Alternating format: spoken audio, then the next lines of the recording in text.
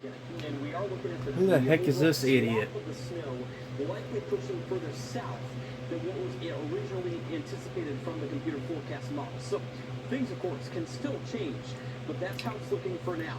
Also keep in mind, this is the posted winter storm watch. It encompasses all of our area. It begins Saturday night and goes into the more afternoon hours on Monday. And we're not the only ones within this winter storm watch, because keep in mind, several locations to the west of us are in winter storm warnings right now. We're likely going to be in a winter storm warning as we get into the daytime hours tomorrow. We're going to be seeing what the National Weather Service has slated for us, but most likely the winter storm warning and even some ice warnings could be in effect. So we're going to be keeping you posted. This is the storm system that we're watching right now. Look at all these rounds of moisture across Seattle, Oregon. Of course, temperatures warm enough there for no snow on the surface, more so in the Cascades and the mountains, in the mountainous regions. That's where the snow is underway. But as far as we're concerned, we're quiet now. Things, again, will be changing very quickly as early as about Sunday morning and stretching into the all-day hours of Sunday and all day even on Monday. This is a look at Futurecast tonight, and going into the day tomorrow will be quiet, mostly clear conditions, temperatures staying pretty cool outside. So again, if you're going to be venturing out tonight, going into the daytime hours tomorrow, pack that winter coat with you. This is a look at Sunday morning, waking up 5, 6, 7 o'clock in the morning. Points west is where the overall trend will be for the snow to be rolling through. And again, we are expecting the snow to be locally pretty heavy during the day on Sunday. The main beginning of it and the first couple of snowflakes will be in the morning hours on Sunday, stretching all day long. Look to the south. You see that area of pink? That's actually some freezing rain.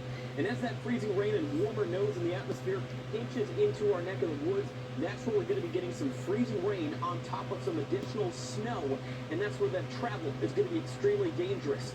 Notes by about 10 p.m. on Sunday, we're most likely going to be transitioning over to freezing rain in Jefferson County in some additional spots, again, between I-64 and the parkways, all seeing some freezing rain with this storm system. And the colder air, which denotes temperatures below 32 degrees in all layers of the atmosphere, is going to be bringing in some snow all day long on Monday. So we're going to start off the snow in Louisville, then arguably post-sunset on Sunday night, transition over to freezing rain, and then back to all snow early in the morning on Monday. And again, that snow will stick around even until about 1 p.m. So it's going to be a doozy of a storm system. We're expecting it to be in the form of snow and freezing rain early, then all snow, freezing rain, and then back to all snow again. 6 to 10 inches or more in the forecast from Seymour to Cincinnati, Erlanger, Covington, Kentucky. As far as we're concerned, across the mid-portion of Kentucky, more 3 to 6 inches. But down to the south, lesser snow totals. The main concern down to the south will be ice potential. Once you see about a quarter to a half an inch of ice or more, that's going to be bringing in some catastrophic conditions to be on the roads, and power outages will be likely, unfortunately, as roads can be caked over completely with snow and ice. And to put in perspective, the cold air behind this system rolls through all of next week. We're going to be seeing low temperatures in the single digits and high temperatures only into the 20s and teens, even as late as Thursday and Friday up next week. So right now, kind of a warm-up, if you will, before we do talk about the temperatures really getting pretty cool into next week. We're scattered on either side of 30 degrees. There's your planner. So again, we're giving it the go. If you have some last-second travel today and tomorrow before things really change for the worse during the daytime hours on Sunday and lingering into Monday, where we do have some weather impact alert days that are posted, of course, Sunday into Monday. So with that said, Connie and Doug, it will be a very impactful storm system. The big impact, though, we do want to emphasize, because it's getting lost in this, is the Arctic air that's going to settle in for several days, maybe a week. Right, exactly, and that's kind of overlooked, if you will. That's going to be a very overlooked, underrated variable of this storm system. So here's actually a look on Tuesday. So like I just mentioned, the snow ending around early afternoon Monday. So we're going to dry out Monday to Tuesday morning, not terrible, but take a look at these temperatures pretty closely.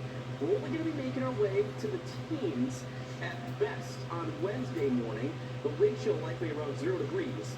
And then Wednesday afternoon, only getting to the single digits and lower teens in the Thursday morning.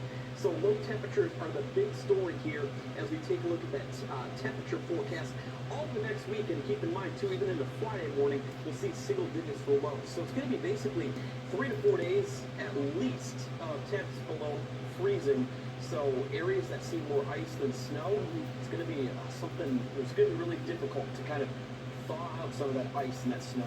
So Sunday into Monday, we're looking at 3 to 6, you're saying? Yeah, in Louisville. Yeah, Okay. it all depends on where you reside, but yeah, in Louisville, 3 to 6. Because I'm pretty confident because those totals are going to really skyrocket just across the good old dividing line of the Ohio River, as it usually seems to happen. Yeah, it usually seems to happen. I think that's going to be happening here. You know, we'll have to see what the models show because by this time tomorrow, maybe they bring the overall snowman further south.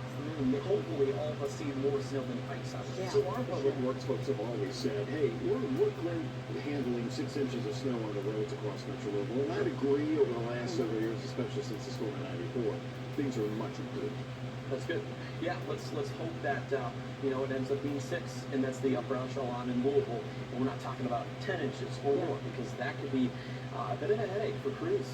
So right now, there's a bigger threat for power outages because of ice. E-Town and below, Bowling That's Green, where I that think the area. target is, unfortunately, for more impactful ice there. So, yeah.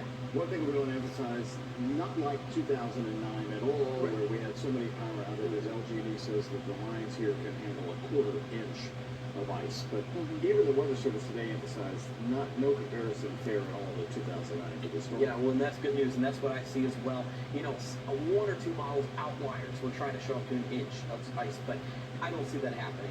I see more 1/2 inch, maybe 3/4 of an inch, well south of Louisville, more towards Litchfield, Campbellsville, down that direction. In Louisville, probably about a 1/10 to 1/4 of an inch, but once again, it doesn't take much ice to make for difficult travel. So even if we have power and crews are able to get the power on here in Louisville, it's still going to be pretty catastrophic there with that ice potential.